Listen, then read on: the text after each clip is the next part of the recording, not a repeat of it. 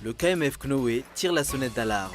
La requête déposée par l'Alliance d'Amboudvoun devrait être étudiée avec impartialité par la Haute Cour constitutionnelle. Le mutisme de cette institution inquiète cette importante entité de la société civile. « 4 217,7 milliards d'ariars. Tel est le budget de l'État prévu pour les investissements dans le secteur privé à Madagascar pour l'année 2015. 60% de ce budget sont destinés aux investissements étrangers. L'entrée des investisseurs étrangers à Madagascar n'est pas en général contrôlée, de même que leur secteur d'activité.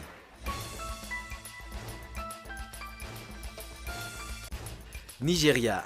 L'armée tchadienne a déclenché aujourd'hui une offensive terrestre au Nigeria contre Boko Haram, pénétrant dans la ville de Gambourou depuis la frontière camerounaise après de violents combats avec les islamistes qui contrôlaient la ville depuis plusieurs mois.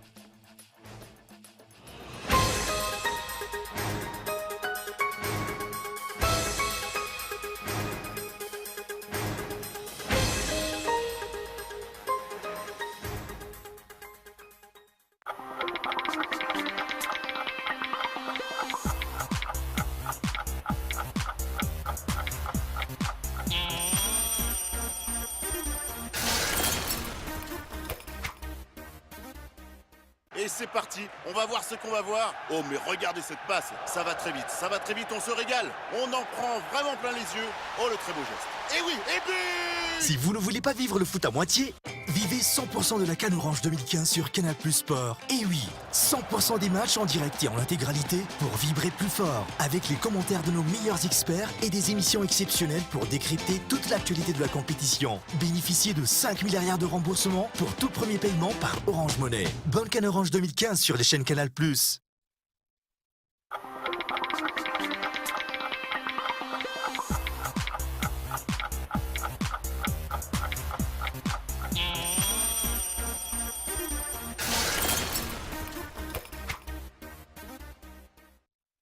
Bonsoir à tous et bienvenue si vous nous rejoignez pour ce journal. Le KMF Knoé tire la sonnette d'alarme. La requête déposée par l'Alliance d'Amboudvoun devrait être étudiée avec impartialité par la Haute Cour constitutionnelle. Le mutisme de cette institution inquiète cette importante entité de la société civile.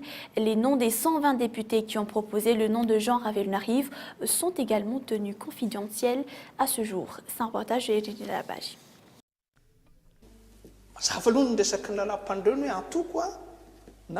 La Constitution est claire. Le Premier ministre est présenté par un parti ou un groupe de partis.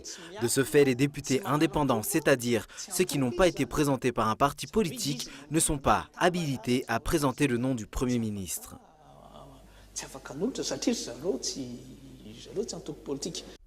C'est un extrait de la déclaration du juriste Jean-Éric Rakoutoarsou dans l'émission diffusée par la station RTA en date du 30 janvier 2014.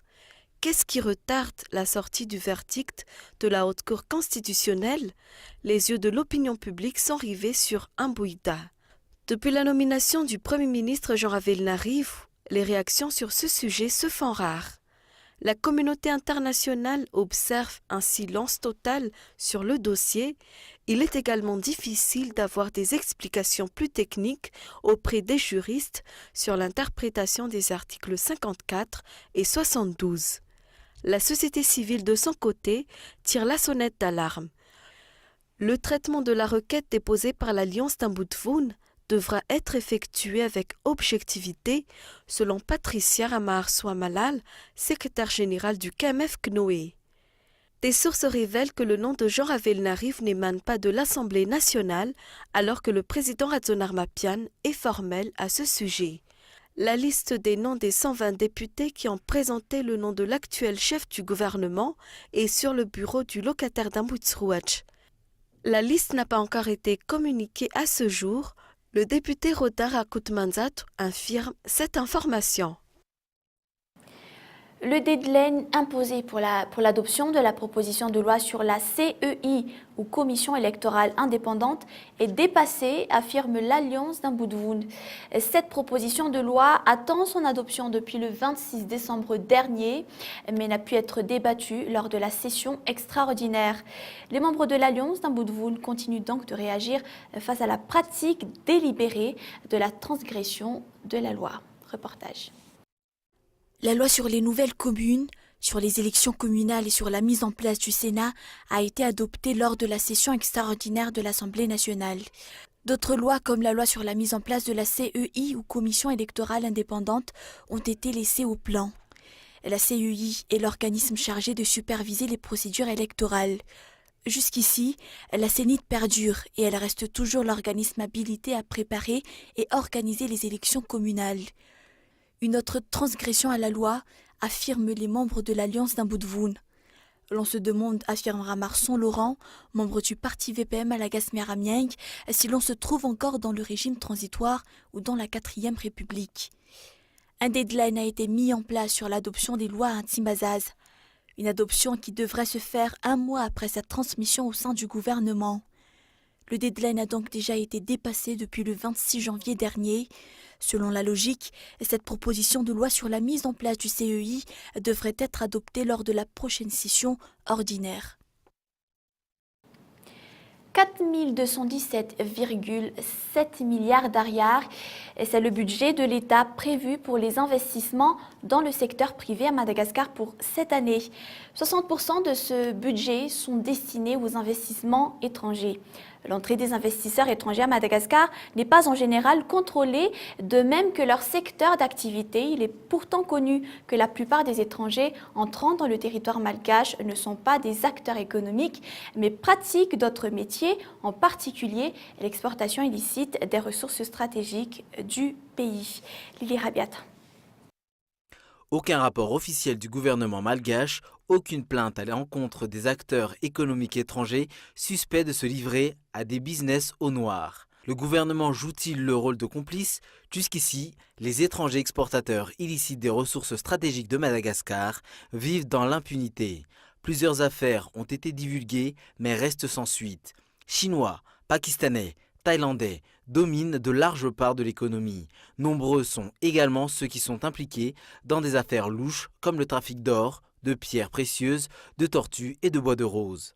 Des exemples concrets comme les 20 kilos d'or saisis au sein de l'aéroport d'Ivat, les bateaux pris en flagrant délit de chargement illicite des bois de rose, les 11 tonnes de cristal saisies dans le sud de Madagascar d'une valeur de 3 milliards d'ariars.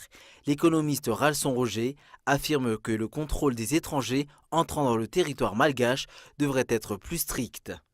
Personnellement, je crois que le gouvernement actuel a beaucoup à faire. Étant donné qu'effectivement, il existe des soi-disant investisseurs qui viennent ici, mais qui en réalité sont venus pour le blanchiment d'argent. Face aux transgressions délibérées aux lois de Madagascar, le gouvernement reste silencieux. Plusieurs entreprises malgaches se plaignent de l'insuffisance de protection dans leur secteur. De nombreuses affaires restent jusqu'ici sans aucune suite.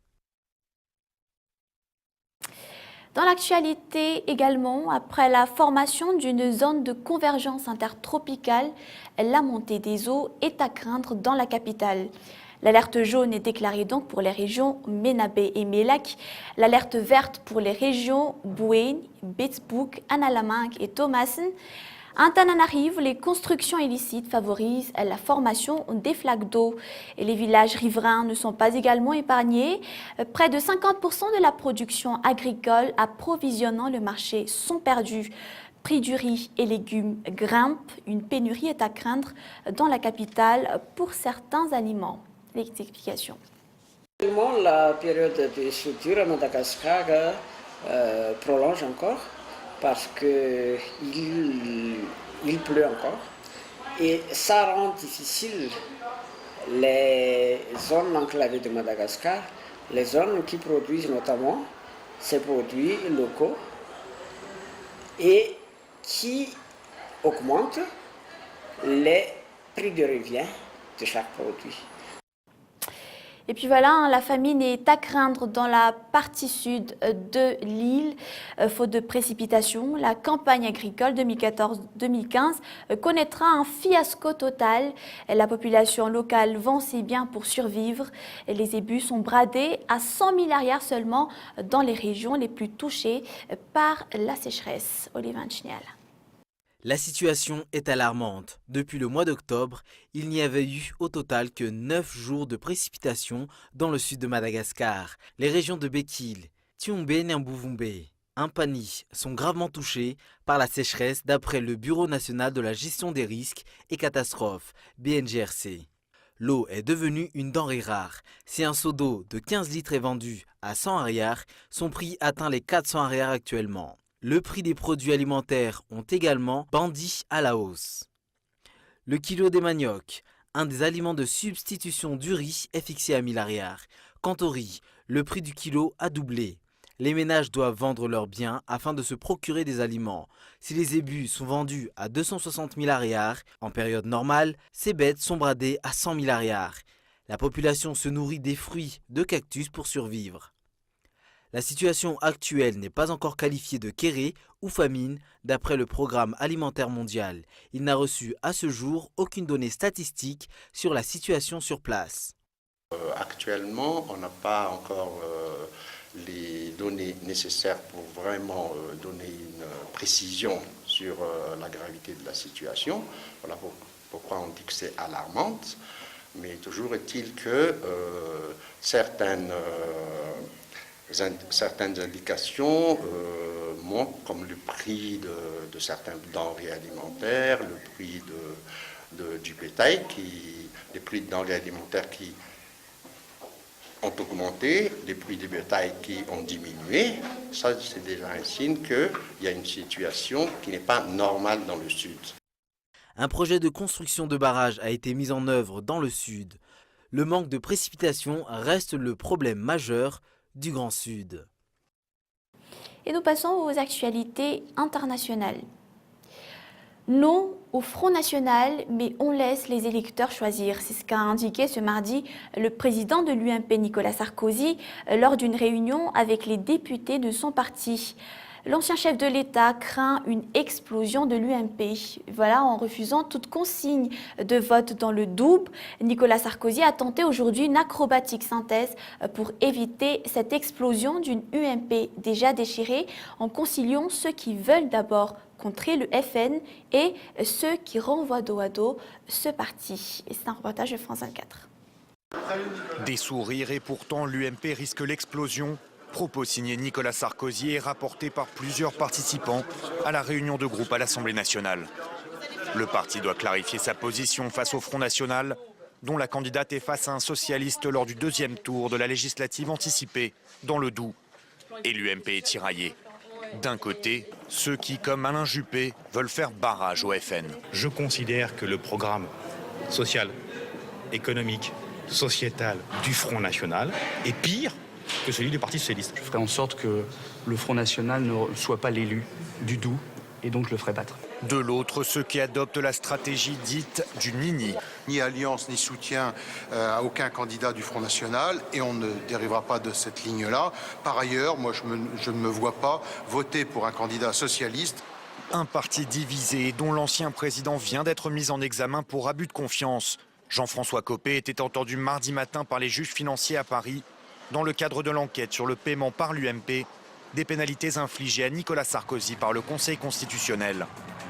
Candidat à sa réélection en 2012, l'ancien président français avait largement dépassé le plafond des dépenses autorisées lors de la campagne. Conséquence, l'UMP avait remboursé près de 10 millions d'euros ainsi que l'amende dont le candidat avait personnellement écopé. Le tout grâce à une vaste collecte surnommée à l'époque le Sarkoton. Rien d'anormal selon l'avocat de Jean-François Copé. Un problème d'appréciation juridique. Nous sommes en parfait désaccord avec les magistrats instructeurs sur le fait que le paiement de ces sommes constituerait un abus de confiance. Cette mise en examen est la deuxième dans cette affaire après celle de l'ancienne trésorière de l'UMP, Catherine Vautrin, là encore pour abus de confiance. Dans le reste de l'actualité internationale, c'est la première fois que des troupes tchadiennes qui se sont déployées mi-janvier au Cameroun avec la volonté d'en découdre avec Boko Haram pénètrent sur le sol du Nigeria, dont l'armée est très critiquée pour son inefficacité dans la lutte contre le groupe islamiste. D'autres forces tchadiennes se sont massées donc à la frontière, à proximité immédiate de bastions de Boko Haram. France 24. Sur le terrain, le combat continue. Après 3 jours de bombardement, le Nigeria, aux côtés de l'armée tchadienne et du Cameroun, affirme avoir repris le contrôle de la ville de Gambourou et de 4 autres localités aux mains de Boko Haram, dans le nord-est du pays. Et ce n'est peut-être qu'un début, avec l'entrée annoncée du Tchad à l'intérieur du Nigeria. À 12 jours de l'élection, le président Goodluck Jonathan est sur le pied de guerre. Nous allons bientôt reconquérir tout notre territoire. Nous sommes tous excédés. Je veux en finir avec les crimes de Boko Haram. Lors d'un meeting, le président candidat à sa propre succession a échappé lundi à un attentat probablement commandité par la secte Boko Haram. À terre, une vingtaine de blessés. La veille, un autre attentat avait fait 5 morts dans la ville de Gombe. J'étais au restaurant, puis j'ai entendu une énorme explosion. J'ai été projeté au sol. Je suis blessé aux jambes et aux mains. Le groupe islamiste sème la terreur dans tout le nord-est du Nigeria et son chef, Abubakar Shekau, s'est juré de troubler la présidentielle, un scrutin incompatible avec l'islam selon lui. Et l'heure est au rappel des grands points développés dans ce journal aujourd'hui. Le deadline imposé pour l'adoption de la proposition de loi sur la CEI ou Commission électorale indépendante est dépassé, c'est ce qu'a affirmé l'Alliance d'Amboudvoun. Et cette proposition de loi attend son adoption depuis le 26 décembre dernier, mais n'a pu être débattue lors de la session extraordinaire. Après la formation d'une zone de convergence intertropicale, la montée des eaux est à craindre dans la capitale. L'alerte jaune est déclarée pour les régions Menabé et Melak, l'alerte verte pour les régions Bouin, Pittsburgh, Analamanque et Thomasin. Antananarivo, les constructions illicites favorisent la formation des flaques d'eau. Et on a vu aussi la famine qui est à craindre dans la partie sud de l'île. Faute de précipitations, la campagne agricole 2014-2015 connaîtra donc un fiasco total. La population locale vend ses biens pour survivre. Les ébus sont bradés à seulement 100 milliards dans les régions les plus touchées par la sécheresse. N'oubliez pas que vous pouvez revoir ce journal dans son intégralité sur notre site tv.cool.mg. Mais voilà, dans un instant, vous allez suivre des films qui s'intitulent respectivement The Best of Me et Ouija. Merci d'avoir choisi le journal de Cool TV. On se retrouve demain, toujours à partir de 20h45. Je vous souhaite de passer une excellente soirée. À demain.